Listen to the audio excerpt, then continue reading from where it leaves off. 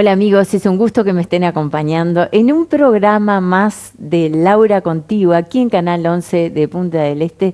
Tengo el placer y el honor de recibir a Eduardo Elinger, diputado del Partido Colorado. Bienvenido. Gracias, Laura. Sí, en realidad ahora soy diputado suplente, pero bueno, Sí, son actividades que forman sí. parte de toda una trayectoria que Lo hemos que, venido desarrollando. totalmente, más de 30 años. Así es.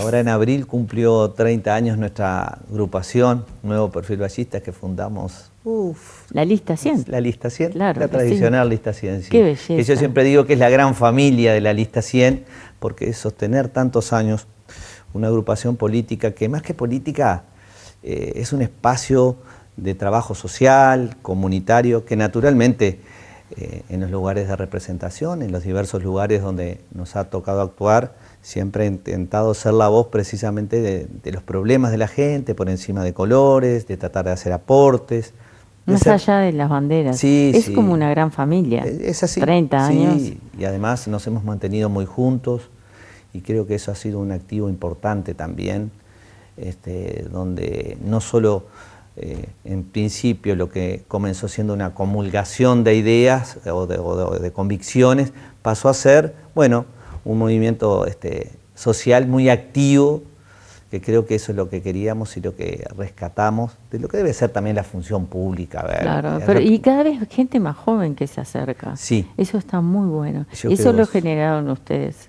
Uno es muy agradecido porque sabe todo el proceso, ¿verdad?, que tuvieron que sufrir nuestros padres, nuestros abuelos, en muchos casos, de periodos en este país donde no funcionó la institucionalidad, donde hubo situaciones muy dolorosas, muy dolorosas. A ver, ¿qué te voy a explicar a ti? El terrorismo de Estado. Exactamente. Sí, Entonces creo que tenemos que honrar la democracia, que los jóvenes se deben exacto. involucrar, valorar la institucionalidad, no perder de vista que en la actividad política, como en cualquier actividad humana, bueno, hay personas que actúan bien, hay personas que actúan mal, pero no deja de ser una actividad noble y en la que si no nos involucramos para ser útiles, no importantes. Yo siempre insisto con ese concepto, porque a Qué veces bueno, la sí, gente, útiles. y la cuestión del ego y de la importancia, y hoy en tiempo de redes yo creo que en cualquier actividad en la vida uno debe intentar ser útil, pero en lo público, donde uno está tomando definiciones sobre la vida de la gente, que tienen un impacto directo sobre la población, sobre las comunidades, sobre los... Y ese contacto directo que tenés siempre, permanente, con las familias, permanente, desde hace muchísimos Sí. años, eh, ¿a veces es agobiante para vos? A ver, fueron 30 años, 28 años, porque en realidad he seguido trabajando, pero en una etapa de mi vida más personal, yo me Sí, divorcié, una serie de circunstancias que a uno lo hacen cambiar, como cualquier ciudadano, el ritmo de vida, pero durante 28 años me precio, y lo digo con orgullo a esta edad, con 52 años, conozco absolutamente todo el departamento, la realidad del departamento, y sí, desgasta, porque estoy dando la cara permanentemente. Muchas veces uno puede plantear soluciones a los problemas de la gente, en otros casos no está en uno poder hacer algo por la gente, aunque yo siempre creo que se puede hacer, porque así sea un planteo y alzar la voz para que algo, sin agraviar, porque claro. soy de los que cree que en la actividad pública no es necesario agraviar o no es necesario levantar la voz para demostrar que se tiene más firmeza. El coraje y la firmeza se tiene cuando uno enfrenta a quien piensa distinto y le muestra una realidad que quizá él desconoce, para tratar de incidir y de cambiar. Y yo creo Claro. que de eso se trata, ¿no? Y a veces te frustra no poder llegar a lo que vos querés con esa familia, con esa señora o con la parte social.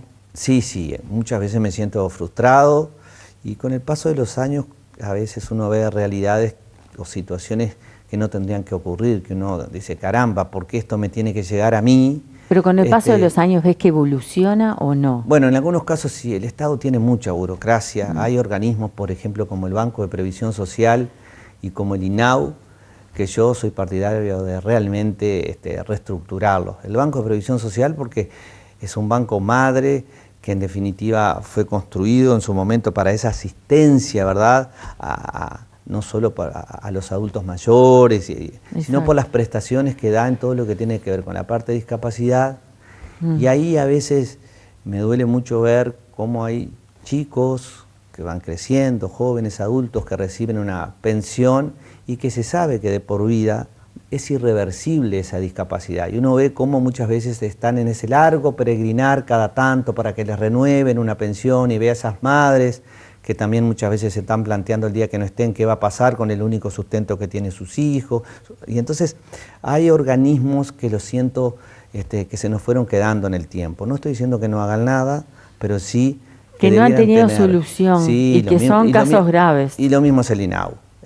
Yo comprendo el esfuerzo que hacen, pero creo que hay algunos sectores de INAU que trabajan con organizaciones no gubernamentales, que no digo que no hagan su labor, pero que creo que los debería manejar directamente el Estado, porque son situaciones en las que hay que hacer un abordaje integral con la persona, más intenso, con psicólogos, psiquiatras, asistentes sociales, y muchas veces las organizaciones sociales se saturan, y hay realidades, insisto, que son muy complejas, y es un abordaje individual, porque si no se hace así, lamentablemente se van formando generaciones como ya tenemos, que después son muy difíciles de recuperar. Y eso me duele y eso me frustra, porque uno también tiene hijos y no es la sociedad que uno quisiera ni para sus hijos, pero tampoco las quiere para sus iguales, ¿no?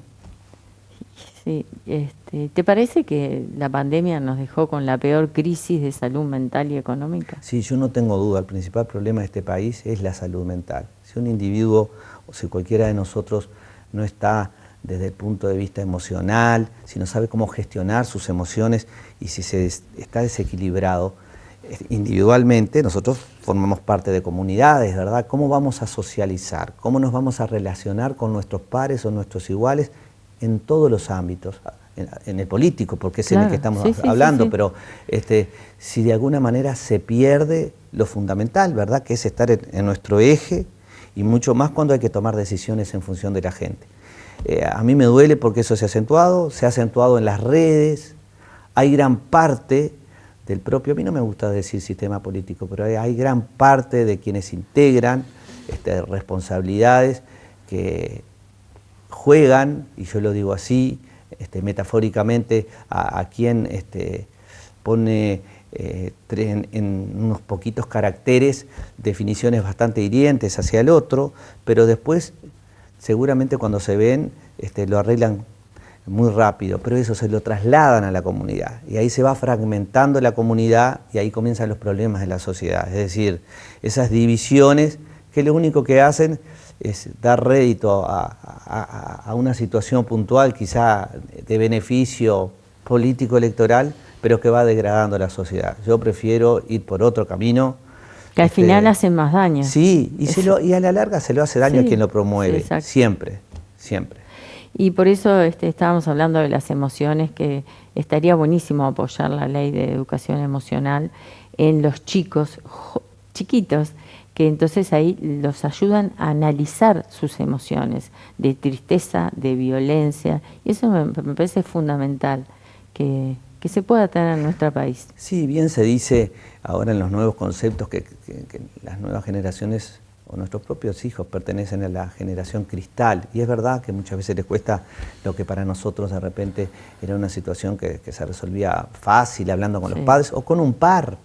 Yo siempre digo que a veces antes los problemas los podíamos solucionar, o sea, uno veía a un compañero de clase en una situación triste, quizás lo invitaba a la casa, compartía una merienda, se hablaba y el tema quedaba solucionado. Sin embargo, uno ve que ni siquiera entre los propios pares lo pueden solucionar. Totalmente, porque cambió, o sea, en la época que llegábamos tomábamos la leche con nuestros padres o los abuelos. Sí, la figura de los abuelos que era tan importante. En la casa, todo eso de alguna manera era un complemento de la educación que se daba, es decir, había una transversalidad entre la educación de la casa y la escuela, ¿verdad? Digo, a ver, la picardía más grande que uno podría hacer, yo siempre digo, cuando salía de la escuela, Yo vivía a 3 cuadras, era, no sé, tocar timbre y salir Rinraje, te iba a corriendo, decir, claro. justamente Y cuando el- llegaba a mi casa, Sí. lo más probable es que ya algún vecino había llamado. Sí. Nunca me ligaba más que un rezongo, pero era una vergüenza para Sí. mis padres que estuviera molestando a un vecino, que Totalmente. quizá además siempre elegíamos la casa que tenía una escalera, entonces la persona Sí. quizá estaba cocinando o haciendo algo. Y salir así, claro, porque porque- tampoco se asomaba al balcón, era otra época, entonces hacer bajar la Dios persona mío.